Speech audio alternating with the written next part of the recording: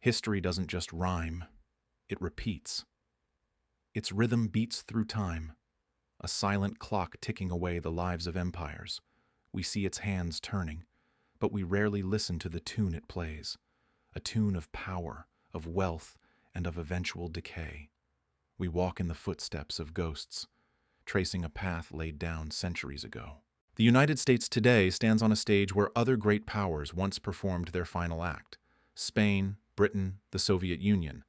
Each believed they were exceptional, immune to the laws of history. Each was wrong. Let's go back to the 16th century. Imagine the Spanish Empire at its zenith. Fleets of galleons, heavy with silver from the New World, glide into the golden harbors of Seville. A river of wealth flows into the kingdom, seemingly endless.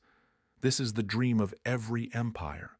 Limitless resources, effortless prosperity. Spanish nobles, surrounded by mountains of coins, believe their golden age will last forever. But this is the easy money illusion. The more silver they have, the less it's worth. Soon, the flood of treasure becomes a curse. Prices in the marketplace soar. A loaf of bread that once cost a few coins now demands a handful. The common people suffer, and trust in the currency and the crown begins to crumble. The very wealth that built the empire now poisons it from within. The foundations crack long before the walls come tumbling down. Now, fast forward to the early 20th century, the British Empire, on which the sun never set. Its power is symbolized by the vast swathes of red on the world map. But symbols are not substance. After two devastating world wars, the empire is exhausted, its treasury empty. The map begins to fade, the red shrinking with each passing year. The pound sterling, once the world's undisputed reserve currency, the bedrock of global trade, starts to slide. It's like watching gold coins melt into worthless puddles. Britain's global reach, its ability to project power, diminishes with its currency.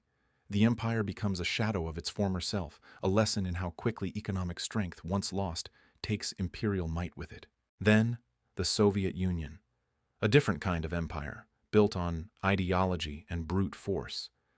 We remember the grand May Day parades in Red Square, the endless columns of soldiers and tanks meant to project an image of unbreakable strength. But beneath the spectacle, the system was hollow. The power was a performance, masking deep fragility. The state-controlled economy couldn't compete, couldn't innovate. The system was rotting. Silent factories, statues of fallen leaders, cracked and forgotten. The people lost faith. And then, in a blink of an eye, the Berlin Wall fell, and the entire edifice collapsed. The empire that defined half the world simply dissolved, proving that no power, no matter how intimidating, is permanent. 3 empires. 3 different eras, different cultures, different systems, yet they all followed the same path. They rose on a tide of strength, grew complacent with wealth, and then decayed from the inside out when their economic foundations eroded.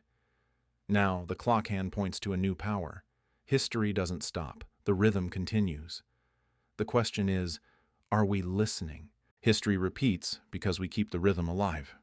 We've just seen how great powers rise and fall, following a predictable 7-stage pattern. Now, let's hold up that same mirror to the United States. Is America an exception, or is it following the same well-trodden path? The first stage is global overreach. Right now, the U.S. maintains hundreds of military outposts and bases across the globe. From the deserts of the Middle East to the islands of the Pacific, this vast network requires immense resources to sustain, stretching the nation's commitments thinner and thinner.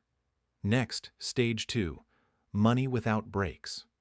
To fund this global presence and domestic programs, the U.S. has engaged in unprecedented levels of money printing. Rivers of currency flow from the central bank, devaluing the dollar and creating a sense of artificial prosperity that can't last forever. This leads directly to Stage 3, the interest trap. With all this new money comes staggering levels of debt. The national debt is a ticking clock, and the interest payments alone are becoming so massive they threaten to consume an ever larger portion of the federal budget, crowding out essential spending and investment. Then comes Stage 4, the hollowing out of production. For decades, manufacturing has been outsourced. The industrial heartland is littered with silent factories and frozen cranes, symbols of a nation that now consumes more than it creates. This dependency on foreign production makes the economy fragile and vulnerable to global supply chain disruptions. Stage 5 is social fracture, and it's happening right before our eyes. The country is deeply divided along political, economic, and cultural lines. We see it in the streets, with protests and civil unrest, and we see it in the quiet isolation of communities that feel left behind. The social fabric that once held the nation together is fraying. This brings us to stage 6, the decline of the reserve currency. For over 70 years, the US dollar has been the world's financial backbone, but we're now seeing major global players actively seeking alternatives, creating bilateral trade agreements that bypass the dollar. As the world de-dollarizes, the US loses its exorbitant privilege, and its ability to finance its debts will be severely crippled. Finally, stage 7, the cascade. This is the culmination of all the previous stages, a rapid systemic failure.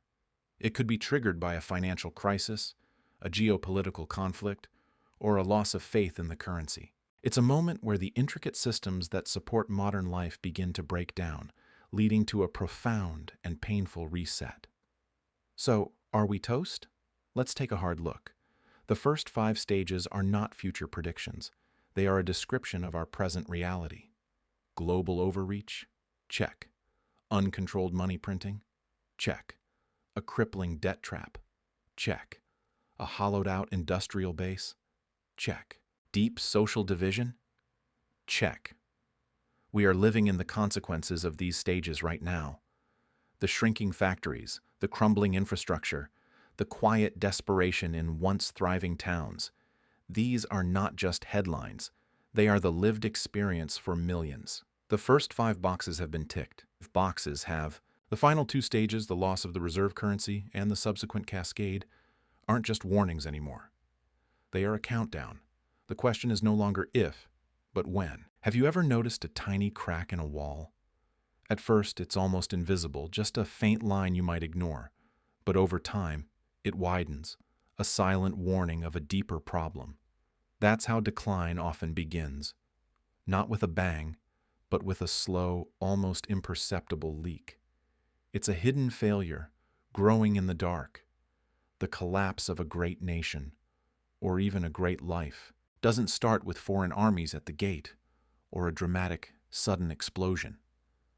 It begins quietly, in the living room, when the very floor beneath our feet starts to buckle from neglect. It starts when we stop tending to the foundations, when we take stability for granted. We see it in the slow decay of trust, the gradual erosion of shared values, and the quiet acceptance of mediocrity. It's a process, not an event. But here's the crucial truth. This pattern is not our destiny. History is filled with empires that faded, their monumental ruins swallowed by time. Yet, from those same lands, new cities rise, with gleaming skylines reaching for the future. The cycle of rise and fall is a constant teacher, but it also shows us that renewal is always possible. The past is a warning, but it's also a blueprint for how to build again, stronger than before. The end of one chapter is simply the start of another. So, how do we reverse the course? There are 4 key pillars. First, strategic vision. We must redraw the map, not just of our borders, but of our priorities. It's about making smart, courageous choices about where we're going and why. Second, money discipline. A budget isn't just numbers on a page, it's a moral document. It's about balancing our accounts, investing wisely, and ending the cycle of debt that mortgages our future. It's about living within our means, both as individuals and as a society. Third, we must build for real. We have to move beyond financial games and digital illusions and get back to making tangible things. Real infrastructure, real innovation, real goods. We need the hum of factories, the sight of construction at dawn, and the pride of creating things that last. And finally, social repair.